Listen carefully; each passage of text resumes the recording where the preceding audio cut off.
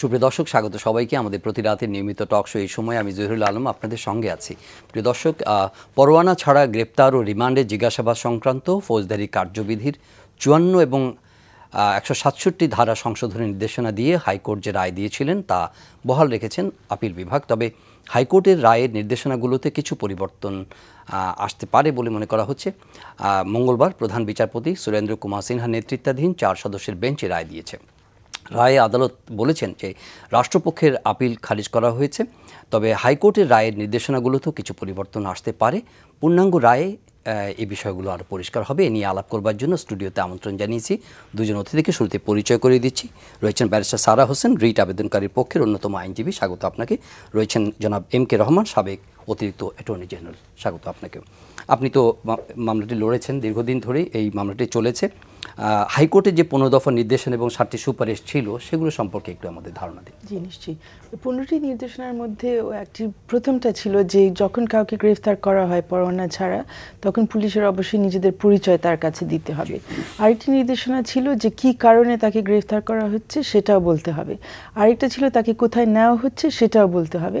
আর চতুর্থ খুব গুরুত্বপূর্ণ একটা দিক নির্দেশনা ছিল যে তার পরিবারের কাউকে, তার স্বজনের কাউকে অথবা তার কোনো বন্ধুকে বা তার আইনজীবীকে জানাতে হবে যে তাকে গ্রেফতার করা হয়েছে। এর বাইরে পুলিশের বাইরে ম্যাজিস্ট্রেটের উপরেও কিছু নির্দেশ ছিল যে একজনকে রিমান্ডে নেওয়ার আগে মেডিকেল পরীক্ষা করতে হবে, তার অবস্থা কি, শারীরিক অবস্থা কি সেটা দেখার জন্য, এবং রিমান্ড থেকে ফিরিয়ে আনার সময়ও আরেকটা পরীক্ষা করতে হবে যে তার অবস্থা ঠিকঠাক আছে কিনা এটা দেখার জন্য। এবং জিজ্ঞাসাবাদের ব্যাপারেও কিছু দিক নির্দেশনা ছিল যে জিজ্ঞাসাবাদ আসলে পুলিশি হেফাজতের মধ্যে করলেও সেটা আবার জেল গেটে করা যায়, এইরকম একটা নির্দেশনা ছিল।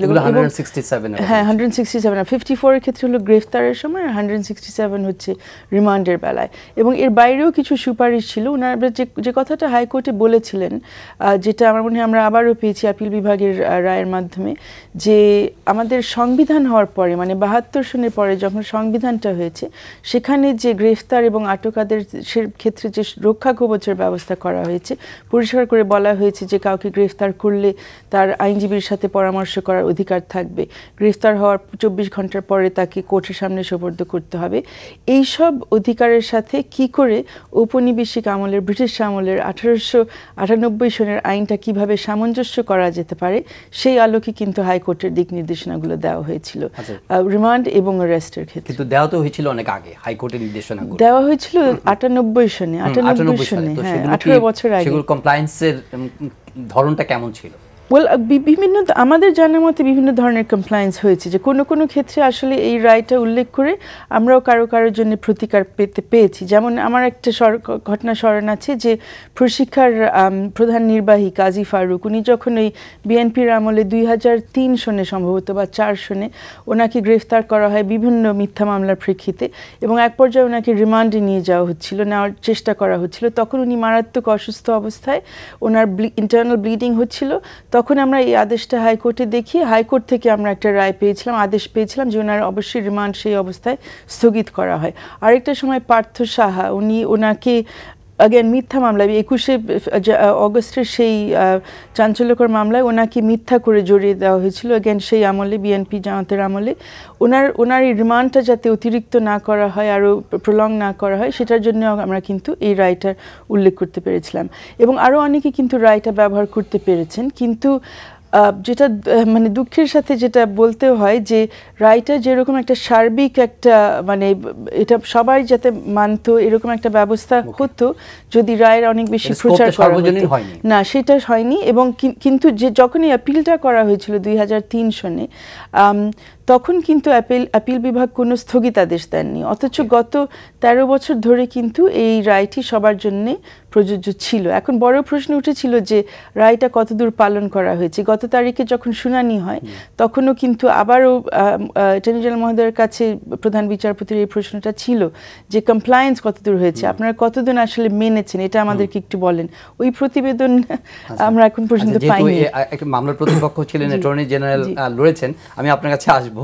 তার আগে আজকে আদালতে ব্যারিস্টার সারা হোসেনের সঙ্গে আরও জ্যেষ্ঠ কিছু আইনজীবীরা এটার সঙ্গে ছিলেন, ওনাদের বক্তব্য সহ একটি রিপোর্ট করেছেন আমার সহকর্মী হাসান জাবেদ, একটু দেখে আসবো রিপোর্টটি।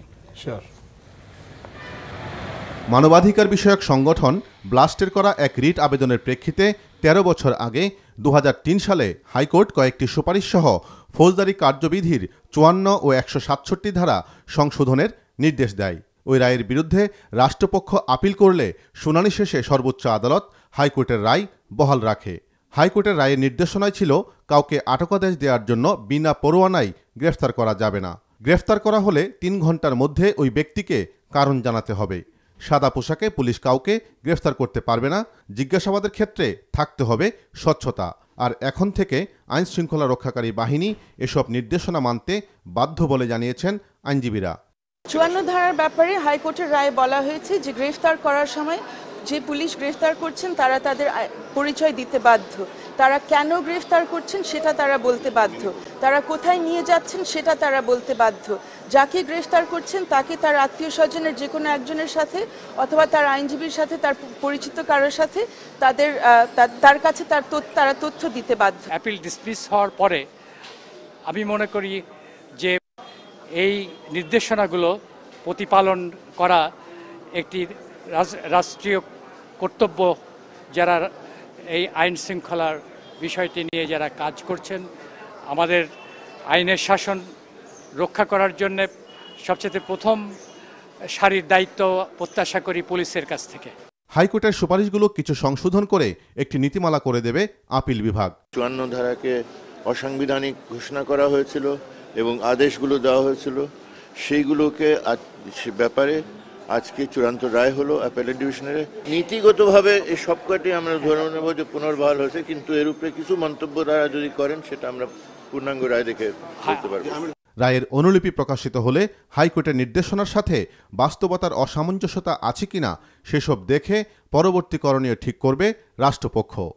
সব ক্ষেত্রে তো তার আগের থেকে মামলা করে ধরা এটা অনেক সময় সম্ভব হয় না, কারণ একজনের সম্বন্ধে বিস্তারিত খবর পাওয়ার আগেই যদি রাষ্ট্র মনে করে যে না, তাকে আটকানো দরকার, তো সেক্ষেত্রে যদি অপেক্ষা করে বসে থাকে সে তো পালাবে। রায়টা পাওয়ার পরে তখন আমরা বুঝতে পারবো যে যে নির্দেশনাগুলো আছে সেই নির্দেশনাগুলো কোনো রকম মানতে বাস্তব ক্ষেত্রে কোনো অসুবিধা আছে কিনা, তখনকার অবস্থা বুঝে ব্যবস্থা নেওয়া হবে। ১৯৯৮ সালে রাজধানীর সিদ্ধেশ্বরী থেকে বেসরকারি বিশ্ববিদ্যালয়ের ছাত্র শামীম রাজা রুবেলকে ৫৪ ধারায় গ্রেফতার করার পর গোয়েন্দা পুলিশের নির্যাতনে তার মৃত্যু হয়। ওই ঘটনার পর সরকার একটি বিচার বিভাগীয় তদন্ত কমিটি গঠন করে, যারা ৫৪ ও ১৬৭ ধারা সংশোধনের পক্ষে কয়েকটি সুপারিশ করে। সেসব সুপারিশ বাস্তবায়ন না হওয়ায় ব্লাস্ট হাইকোর্টে একটি রিট দায়ের করে। হাসান জাভেদ। জনাব এম কে রহমান, আপনি নিজেও লড়েছেন এডিশনাল অ্যাটর্নি জেনারেল হিসাবে এই মামলায়। তো এই রায়ের মধ্য দিয়ে কি মনে হচ্ছে যে ৫৪ এবং ১৬৭ ফৌজদারি কার্যবিধির দুটো ধারা অপ্রাসঙ্গিক হয়ে গেল? না, এই আলোকে সেকশন 54-এর ব্যাপারে কিন্তু গ্রেপ্তারের ব্যাপারে 9টা নির্দেশনা ফৌজদারি কার্যবিধি আইনে আছে। ওটাকে পুলিশ ওই 9টার ভিতরে পড়লে তাই গ্রেপ্তার করতে পারবে। এখানে যে 15টা নির্দেশনা দেওয়া হয়েছিল যে গ্রেপ্তার করার পর কি কি করণীয় আছে পুলিশের, যেটা কখনোই মানা হচ্ছিল না, ঠিকভাবে মানা হচ্ছিল না, কিছু কিছু ক্ষেত্রে মানা হলেও এটা ঠিকভাবে প্রতিপালন হচ্ছিল না। সেই প্রেক্ষাপটেই কিন্তু এই মামলাটা দায়ের করা হয়েছিল নির্দেশনা চেয়ে, এবং হাইকোর্ট 15টি নির্দেশনা দিল, আর কিছু সুপারিশও করেছিল। সুপ্রিম কোর্টে আপিলের বিরুদ্ধে যাওয়ার পরে সুপ্রিম কোর্ট কিন্তু স্থগিতাদেশ দেয়নি। আমি অ্যাডিশনাল অ্যাটর্নি জেনারেল থাকা অবস্থায় এই মামলাটি আমার দায়িত্বে তখন ছিল, অ্যাটর্নি জেনারেল সাহেব দিয়েছিলেন। তখন জাস্টিস এবিএম খায়রুল হক সাহেব চিফ জাস্টিস, ও কোর্টে একদিন আমাকে বললেন যে what is the present status of the case, এখন আমাকে জানাও। আমি আমার রুমে অফিসে এসে আমি ক্যাবিনেট সেক্রেটারিকে ফোন করলাম, হোম সেক্রেটারি ফোন করলাম, তখন যারা ছিল সাকসেসিভ তারা এই রায় সম্বন্ধে কিছুই জানে না। তখন ওখান থেকে অফিসারদের পাঠালো, আমার কাছে রাত্রে আসলো, পেপার বুক নিল, অর্ডারের কপি নিল, জাজমেন্টের কপি নিল। ওই রাত্রেই কিন্তু এই নির্দেশনাটা জারি হলো। সমস্ত পুলিশ এজেন্সি যারা আইজিপি আছে, police commissioner, all SPs, superintendent of police, আমি পরদিন কোর্টে জানিয়ে দিলাম যে হ্যাঁ, এটা মোটামুটিভাবে এটা প্রতিপালন করা হয়েছে, ডাইরেকশন দেওয়া হয়েছে from the pursuant to the judgment of the high court division. নির্দেশনা আছে, ওই নির্দেশনা আলোকে গভর্নমেন্ট থেকে পত্র জারি করা হয়েছে, এবং সংশ্লিষ্ট পুলিশ কর্তৃপক্ষ, আইনশৃঙ্খলা বাহিনী কর্তৃপক্ষ এবং প্রশাসনে যারা যারা কপি দিতে বলা হয়েছে তাদেরকে দেওয়া হয়েছে। এবং তারপরে কতদিন প্রতিপালন হয়েছে সেটা তো যাদের উপর নির্দেশনা ছিল তারাই ভালো বলতে পারবেন, কিন্তু এটা ঠিকভাবে কিন্তু এই মামলার বিপরীতে যারা আবেদন করেছেন তাদের বিপরীতে অ্যাটর্নি জেনারেল যে আর্গুমেন্টটা দিচ্ছিলেন এটার পক্ষে কোনো জোরালো কোনো যুক্তি আপনি খুঁজে পান কিনা? না, উনি অ্যাটর্নি জেনারেল হিসেবে ওনার অবস্থান থেকে বলেছে। তা আমি তো মনে করি কোর্ট রায় দিলে এই রায়টা প্রতিপালন করতে হবে। এটা এক্সিকিউটিভের বর্তায়, এটা আর্টিকেল 112 বলছে যে all executive and judicial authority shall act in aid of the supreme court. Supreme কোর্টের সহায়তায় প্রজাতন্ত্রের নির্বাহী এবং বিচার বিভাগ কর্তৃপক্ষ কাজ করবেন। যেগুলো যদি কোনো আইনের সঙ্গে অসামঞ্জস্য হয়, কোনো রায় আদেশ, সেটার ব্যাপারে তারা রিভিউ করতে পারে, সেটা তো ভিন্ন কথা, দুই পক্ষই করতে পারে। যেই ব্যত্যয়গুলো কারণে এটা হয়েছে এবং শামীম রেজা রুবেলের ঘটনার পরে এটা হয়েছে, তার পরবর্তীতে এরকম ঘটনা হাজারো ঘটনা ঘটেছে। আপনি একজন ল অফিসার হিসেবে, তার আগে অরুণ হত্যা হয়েছিল, রমনা থানার কাস্টডিতে ওসি সেজন্য কনভিকশনও হয়ে গেছিল, তখনই মামলা আসে। রুবেলের পরে এটা আসছে। তো এই ধরনের ব্লাস্টের পক্ষে জাভেদের নামে একটা বাচ্চা ছেলে ডিটেনশন দেওয়া হয়েছিল, সেই মামলাও আমি করেছিলাম, কিন্তু সেখানেও কিন্তু পুলিশের উপর নির্দেশনা দেওয়া হয়েছে। এখন এটা executive authority under the constitution, প্রজাতন্ত্রের সবাই সুপ্রিম কোর্টের নির্দেশনা মানতে বাধ্য। এখন কতদূর তারা করছে তা তো আমরা বুঝতে পারছি না। আই হোপ যে এই জাজমেন্টের পরে সুপ্রিম কোর্ট ফাইনাল অথরিটি এটা দেওয়ার পরে এটা আইনের শাসনের ক্ষেত্রে, গণতন্ত্রের ক্ষেত্রে, বিচার বিভাগের স্বাধীনতার প্রতিপালনের ক্ষেত্রে এগুলো সবাই মেনে চলবেন, এটি আমরা আশা করি। এটা তো সারা হোসেন, এটা তো নতুন করে আজকে এলো, রায়টা হলো আর কি, কিন্তু হাইকোর্টের রায়ের পরও এত বছর এত মানে লার্জলি এটা এত আনঅ্যাওয়্যার ছিলেন কেন আমাদের ল এনফোর্সমেন্ট এজেন্সিজের লোকেরা বা আদার যারা স্টেট অ্যাপারেস্টার ছিলেন এটাকে কার্যকর করার ব্যাপারে নির্দেশনাগুলোকে? আসলে আনঅ্যাওয়্যার ওনারা যে ছিলেন এটা তো ওনারা বলতে পারবেন না, কারণ এটা আমরা সবাই জানি ignorance of the law is no excuse. এবং যেই মুহূর্তে এই রায়টা হয়ে যায় 2003 সনে, তখন থেকে তো এটা ল, যেটা খলিল ভাই বললেন যে 112 আমাদের সংবিধানের 112 অনুচ্ছেদ অনুযায়ী যে কোনো সুপ্রিম কোর্টের যে কোনো রায়, হাইকোর্টের যে কোনো রায় সকলের উপর বাইন্ডিং, নির্বাহী বিভাগের সকলের উপর এটা বাইন্ডিং এফেক্ট রাখে। তো সেই প্রেক্ষিতে পুলিশ তো আর বলতে পারছেন না যে আমরা জানি না আইনের মধ্যে কি আছে। উনি যে যখন খোঁজ দিলেন তখন বললেন, তখন দেখলেন যে এটা কারো কাছে কিন্তু ওইভাবে পাঠানো হয়নি, কিন্তু আসলে এখানে আমরা বিভিন্ন সংগঠনের পক্ষ থেকে গভর্নমেন্ট থেকে তখন নেওয়া হয়েছে এট মাই ইনস্ট্যান্স, এবং তারপরে থেকে আদেশে চিঠি ইস্যু করা হয়েছে। হ্যাঁ, এবং ওই চিঠিটা পাওয়ার পরে তো চিঠি পাওয়ার পরে তো ওনাদের আর কোনো স্কোপ থাকে না বলার জন্য, জানেন না তো অবশ্যই তারা জানেন।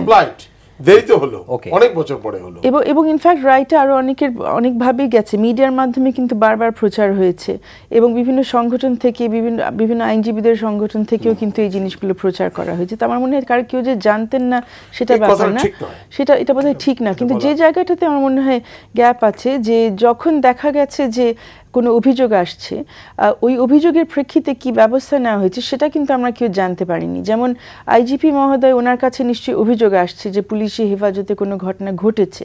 এখন ঘটে থাকলে ওই ব্যাপারে উনি কি কোনো ব্যবস্থা নিয়েছেন, ডিসিপ্লিনারি কোনো ব্যবস্থা নিয়েছেন, নাকি পরে উনি কারো বিরুদ্ধে কোনো মামলা করেছেন, এরকম পাবলিক কোনো তথ্য কিন্তু আমাদের কাছে নেই। সেটা থাকলেও কিন্তু আমরা জানতাম যে এই দিক নির্দেশনা ওনারা পালন করেছেন কি করেন নাই, সেখানে সেই তথ্য এখন আমার মনে হয় জানাটা। জনাব এম কে রহমান, তাহলে আপনার কি মনে হচ্ছে যে এখন যে চূড়ান্ত একটা ডিসিশন পাওয়ার পরে এই 54 এবং 167-এর যে প্রয়োগ অ্যাপ্লিকেশন, সেটার মধ্যে একটা কি বলে যে একটা স্যাংটিটি আসবে, একটা প্রপার অ্যাপ্রোচ আসবে, এটা কি আপনি আশা করছেন? আমি আশা করছি যে আমাদের দেশে আমরা তো ঔপনিবেশিক শাসনে নেই, ব্রিটিশ আমলেও নেই, পাকিস্তানি বেনিয়াদের কবলেও নেই আর কি। আমরা স্বাধীন দেশ, তো স্বাধীন দেশের পুলিশ তো স্বাধীন দেশের হয়ে কাজ করবে, এখানে তো বিদেশি জাতীয় সত্তা বিরাজ করছে না। আর এই আইনটা 1889 সালের আইন, ফৌজদারি কার্যবিধি আইন, তার তো পরিবর্তন, পরিমার্জন, সংশোধন অনেক ক্ষেত্রে প্রয়োজন ছিল, স্বাধীন দেশের উপযোগী সেটা ওইরকম হয়নি। In case of arrest and detention এবং রিমান্ডের ব্যাপারে অথবা জিজ্ঞাসাবাদের ব্যাপারে এটা উচিত ছিল। যাই হোক, হাইকোর্ট নির্দেশনা দিয়েছে, এটা সুপ্রিম কোর্ট এটা কিন্তু আপহোল্ড করেছে।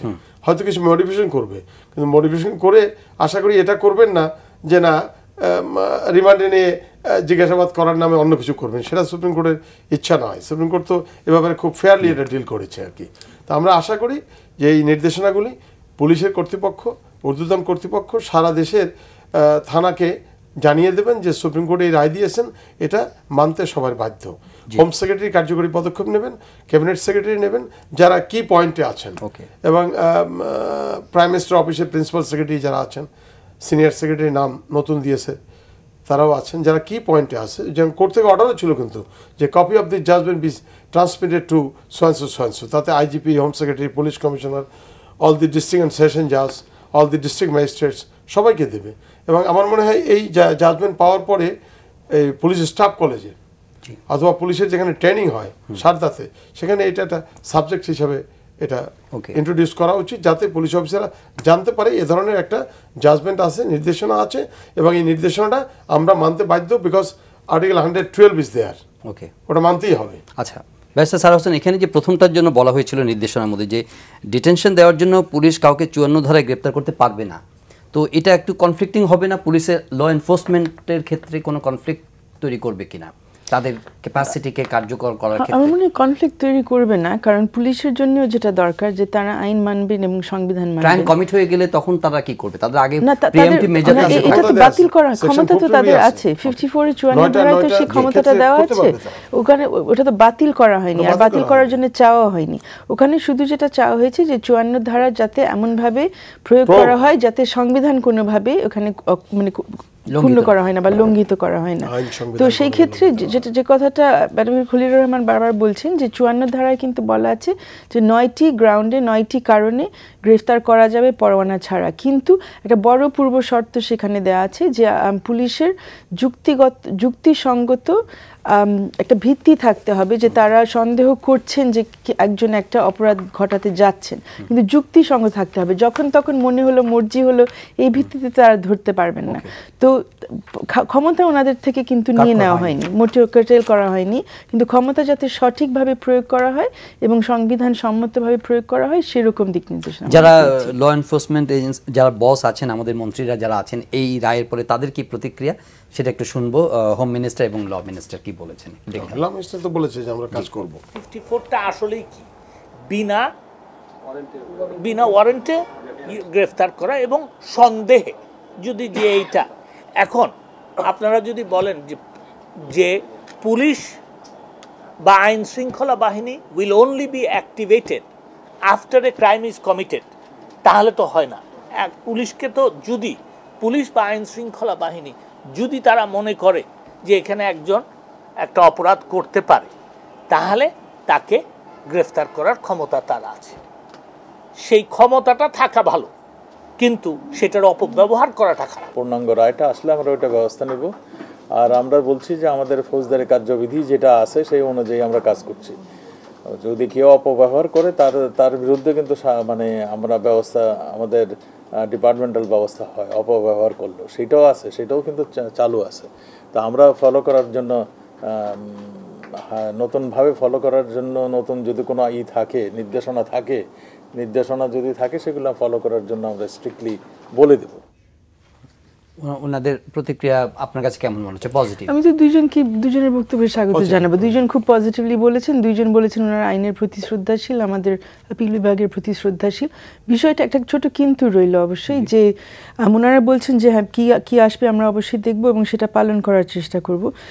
কিন্তু প্রশ্ন যেটা আসছে যে আমরা যদি গত 13 বছরের ঘটনাগুলো দেখি, যে এই যে পুলিশ যে তার পরিচয় না দিয়ে কাউকে গ্রেফতার করছে, সাদা পোশাকে গ্রেফতার করছে, যেভাবে গ্রেফতার করছে, মধ্যরাতে আসছে, ভোরবেলায় আসছে, কোথায় নিয়ে যাচ্ছে সেটা বলছে না, কেন নিয়ে যাচ্ছে সেটা বলছে না, এই ঘটনাগুলো ঘটার পরে কি হবে সেটা খুব গুরুত্বপূর্ণ। এখানে আমরা যে দিক নির্দেশনা পেয়েছি এগুলো হচ্ছে নির্যাতন নিরোধ করার জন্য, কিন্তু যদি ঘটনা ঘটে যায় তারপরে কি ব্যবস্থা হবে সেটা আমাদের দেখতে হবে। যে এখন পুলিশের পক্ষ থেকে যেমন মন্ত্রী মহোদয়, আমাদের স্বরাষ্ট্রমন্ত্রী মহোদয় বললেন যে আমরা ডিসিপ্লিন অ্যাকশন নিচ্ছি, আমার মনে হয় পাবলিকের কাছে অন্তত একটা তথ্য আসা উচিত যে কয়টা কমপ্লেইন্ট ওনারা পাচ্ছেন, ডিসিপ্লিনারি অ্যাকশন কয়জনের বিরুদ্ধে নিচ্ছেন, কি ধরনের ডিসিপ্লিনারি অ্যাকশন নিচ্ছেন, আর কোনো ঘটনার ক্ষেত্রে যখন ধরেন মৃত্যু হয়ে যাচ্ছে হেফাজতের ক্ষেত্রে সেখানে ওনারা কোনো ফৌজদারি ব্যবস্থা নিচ্ছেন কিনা।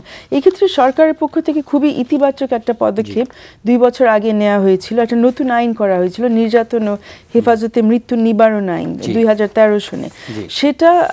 সেটা অনুমোদন হওয়ার পরে আমরা দেখছি যে কয়েকটি মামলা এটার অধীনে হয়েছে, খুব বেশি কিছু হয়নি। কিন্তু এরকম একটি আইনও বাংলাদেশে এখন হয়ে গেছে যে হেফাজতে যদি কারো মৃত্যু হয় বা হেফাজতে যদি কাউকে নির্যাতন করার অভিযোগ উঠে, তারা সরাসরিভাবে কিন্তু আদালতে গিয়ে এটার জন্য প্রতিকার চাইতে পারবেন। কিন্তু সমস্যা যেটা আমরা দেখছি যে অনেকে সাহস করছে না এগিয়ে আসতে, কারণ মনে করছেন এগিয়ে আসলে তাদের কোনো প্রতিকার, তাদের কোনো আসলে সুরক্ষার ব্যবস্থা থাকবে না, এবং পুলিশের বিরুদ্ধে আসাটা খুব সহজ ব্যাপার না, সেখানে অনেক ধরনের প্রতিক্রিয়া হতে পারে। আমাদের 2-1টা কেস হয়েছে, ওগুলো এখনো বিচারাধীন।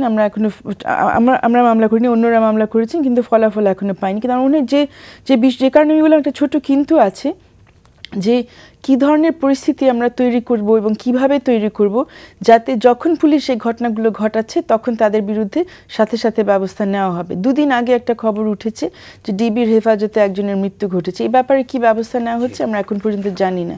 এখন সমস্যা হচ্ছে যে আমরা অভ্যস্ত হয়ে যাচ্ছি, প্রতিদিনই খবরে এরকম একটা কিছু দেখছি যে ক্রস ফায়ারে কেউ মারা গেল, এনকাউন্টারে কেউ মারা গেল, ওটার পরবর্তীতে কি হচ্ছে আমরা জানতে পারছি না। তো ওই জায়গাটাতে আসলে একটু হাত দিতে হবে। এটা ওনারা যে মেনে নেবেন এটা খুবই ভালো খবর, এবং আবারও বলি যে আমরা স্বাগত জানাচ্ছি এই সিদ্ধান্তে এবং ওনাদের এই বক্তব্যে। কিন্তু এটা আসলে বাস্তবে কিভাবে ওনারা বাস্তবায়ন করবেন সেটা আপনি কিভাবে দেখেন? এটা কি আইনের তো কোনো ঘাটতি নেই, আইনের কথা তো এখানে আছে, প্রোটেকশনগুলো পাওয়া যায় না। গ্রেপ্তারের ব্যাপার যেটা আছে সেটা তো 9টা ব্যাপারে মাননীয় আইনমন্ত্রীও বলেছে যে গ্রেপ্তার করার ক্ষমতা তো কেউ নিয়ে যায়নি, আর সেকশন 54ও বাতিল করা হয়নি।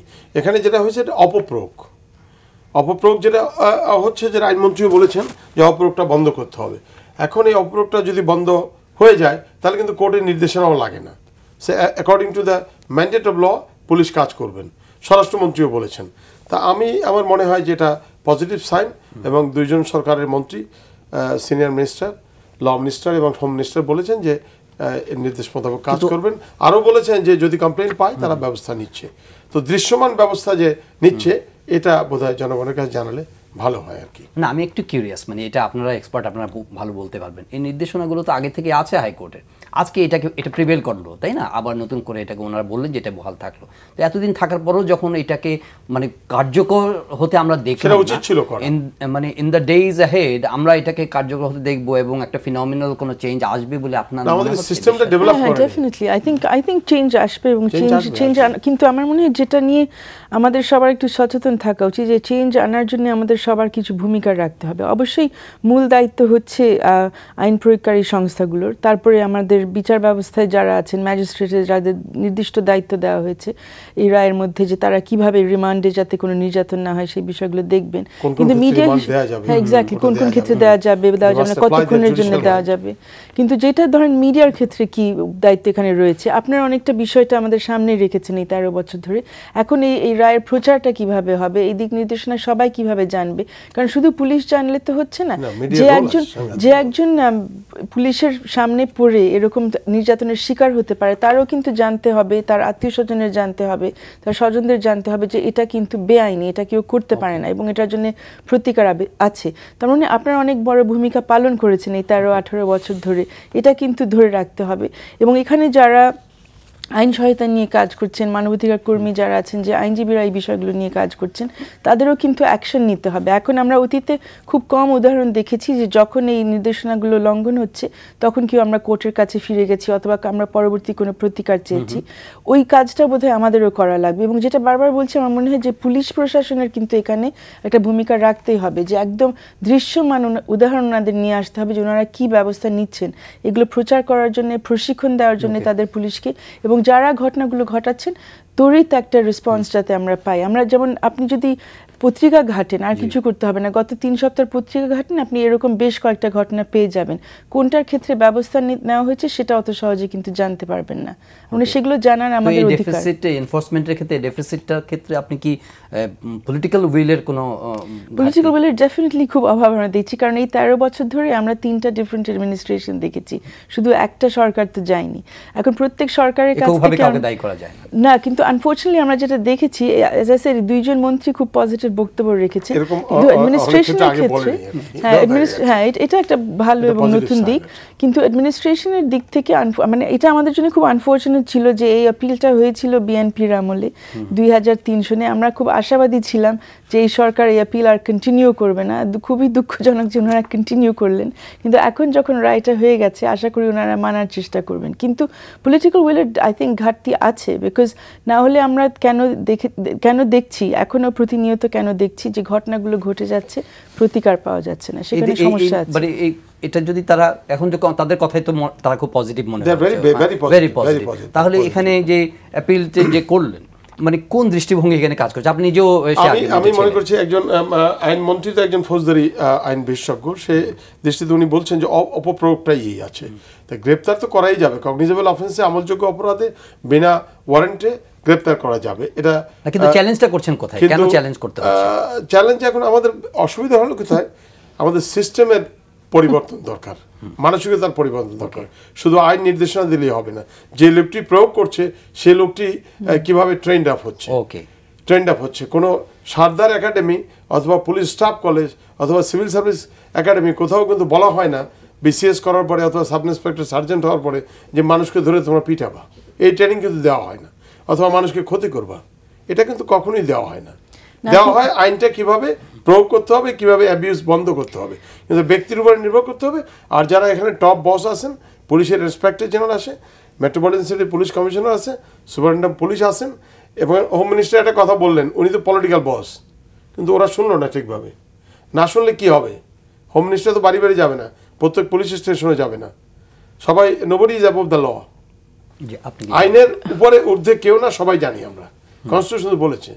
আমরা সেটা প্রতিপালন করলেই তো আমরা গণতান্ত্রিক ব্যবস্থার দিকে যেতে পারি, বিচার বিভাগের স্বাধীনতার কথা বলতে পারি, যেটা ক্রাই করছি আমরা।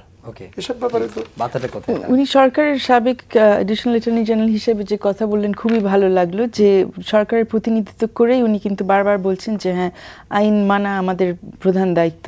কিন্তু সমস্যা যেটা আমরা দেখছি যে বাস্তবে, হ্যাঁ এটা ঠিকই বলছেন যে অবশ্যই পুলিশকে প্রশিক্ষণ দেওয়া হচ্ছে না কাগজে কলমে যে কাউকে নির্যাতন করতে হবে, কিন্তু বাস্তবে ইনসেন্টিভগুলো কোথায়? বাস্তবে রাজনৈতিক নির্দেশনা কীরকম থাকে, যে রাজনৈতিক প্রতিপক্ষ যে তাকে যেভাবেই পারো জুলুম করবে, যেভাবেই পারো হেনস্থা করবে, যেভাবেই পারো হয়রানি করবে। এবং শুধু আপনার রাজনৈতিক প্রতিপক্ষ না, অনেক সময় সাধারণ যারা কোনো কিছুর সাথে জড়িত না, তারাও কিন্তু হয়রানির শিকার হয়ে যাচ্ছেন পুলিশের এই ক্ষমতা অপপ্রয়োগের জন্য। এবং সেখানে যেহেতু হ্যাঁ, কিন্তু পলিটিক্যাল নির্দেশনা সরাসরিভাবে লিখিত হয়তো থাকছে না, কিন্তু একটা ধারণা দেওয়া হচ্ছে যে হ্যাঁ ইউজ করা হচ্ছে, এবং ইউজ করার পরে তারপর কিন্তু কোনোখানে বলা হচ্ছে না যে এটা অন্যায় হয়েছে। এবং আমরা খুব কম উদাহরণ দেখেছি যে পুলিশকে আসলে জবাবদিহি করা হয়েছে এরকম ঘটনার জন্য। আমরা জানি যে বিএনপির আমলের কথা যদি বলি, যে কোহিনুর নামে একজন, উনি কি কোন পদবীর ছিলেন আমার মনে নাই এখন, এসপি ছিলেন, এসপি কোহিনুর। আমাদের নিজেদের অনেক ক্লায়েন্ট ওনার সামনে কিন্তু পড়েছে এবং নির্যাতনের শিকার হয়েছেন। উনি এখন পৃথিবীর কোনো প্রান্তে চলে গেছেন মনে হয়, উনি ধরাছোঁয়ার বাইরে। আমরা ওনাকে কিন্তু এরকম করে এই আইনের মধ্যে ওনাকে কিন্তু এখন পর্যন্ত জবাবদিহি করতে পারছি না। সে নিজেও তদানীন্তন হোম মিনিস্টার নাসিম সাহেবের ওই আওয়ামী লীগের সামনে পিটিয়েছে সেই, কিন্তু এখানে আমরা কোনো চেষ্টা দেখছি না যে পুলিশে যারা এই কাজগুলো করেছেন তাদেরকে যাতে সঠিকভাবে দায়ী করা হোক। তো আমার মনে হয় একটা ঘাটতি অবশ্যই আছে, যে যদিও আমরা এটা ভালো পজিটিভ জিনিস আসছে যে হ্যাঁ আইনটাকে ঠিক করা হোক, আইনটা সংবিধানের সাথে সামঞ্জস্যপূর্ণ করা হোক, কিন্তু বাস্তবে কি ডিরেকশন যাচ্ছে, অলিখিত ডিরেকশন যাচ্ছে পুলিশের কাছে, যে হ্যাঁ যারা আমাদের প্রতিপক্ষ তাদেরকে নিয়ে যা ইচ্ছা করতে পারবে। না হলে এটা যদি না থাকতো তাহলে কেন এরকম ঘটনাগুলো আমরা দেখব? ব্লগারদের ক্ষেত্রে আমরা দেখলাম বেশ কজনকে মধ্যরাতে তাদের বাড়ি থেকে গ্রেফতার করা হয়েছে। কিছুদিন আগে প্রবীণ সাংবাদিক শফিক রহমানকে ভোরবেলায় মনে হয়, এবং সাংবাদিক সেজে কয়েকজন গেল তাকে গ্রেফতার করতে। এগুলো কেন করা হচ্ছে? যদি আইনের শাসন থাকে তাহলে এটা তো করা যায় না। রাইট, সাদা পোশাক হয়তোবা, কিন্তু সাদা পোশাকধারী কয়েকজন ছিলেন, অন্য সাংবাদিক বেশে কয়েকজন গিয়েছিলেন। এগুলো কেন করা লাগে যদি আইনের শাসন থাকে আর যদি আসলে সবাই আইনের প্রতি শ্রদ্ধাশীল? জি, আপনার লাস্ট কমেন্ট শুনবো, মানে প্রয়োগের ব্যাপারে আর কি। আমি আশা করি এই হাইকোর্টের রায়, সুপ্রিম কোর্টের আপিল বিভাগের যিনি রায়, যেটা হাইকোর্টের রায়টাই বহাল রাখলো, কিছু নির্দেশনা হয়তো মডিফাই করবেন। আমি আশা করি প্রজাতন্ত্রের সকল কর্মচারী, কর্মকর্তা, পুলিশ বিভাগের ঊর্ধ্বতন কর্মকর্তা সহ নিম্ন পর্যায়ে যারা, তাদের উপরে মানবাধিকার রক্ষা করা, সংবিধানের ম্যান্ডেটটা মেনে চলা, আইনের বিধিবিধান অনুযায়ী কাজ করা একমাত্র দায়িত্ব, কর্তব্য। আশা করি সেই আলোকে তারা কাজ করবেন যাতে আমাদের আইনের শাসন প্রতিষ্ঠিত হয় এবং বিচার বিভাগের স্বাধীনতা সমুন্নত থাকে এবং জনগণ তাদের অধিকার থেকে বঞ্চিত না হয়।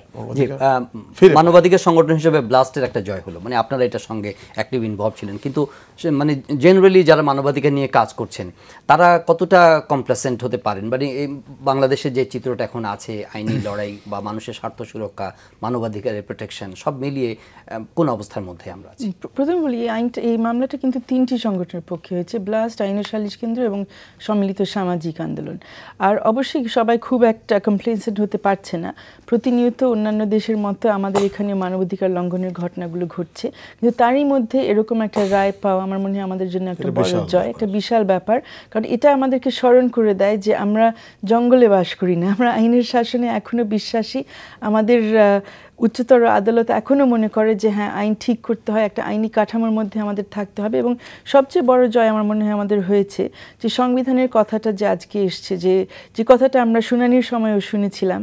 ব্যারিস্টার আমিরুল ইসলাম এক সময় দাঁড়িয়ে বললেন যে যখন উনি সরকার পক্ষের কথাগুলো শুনছিলেন, উনি বললেন আমার কিন্তু মনে হচ্ছে যে আমি টাইম ট্রাভেল করছি, আমি পেছনে চলে যাচ্ছি একটা টাইম মেশিনের মধ্যে।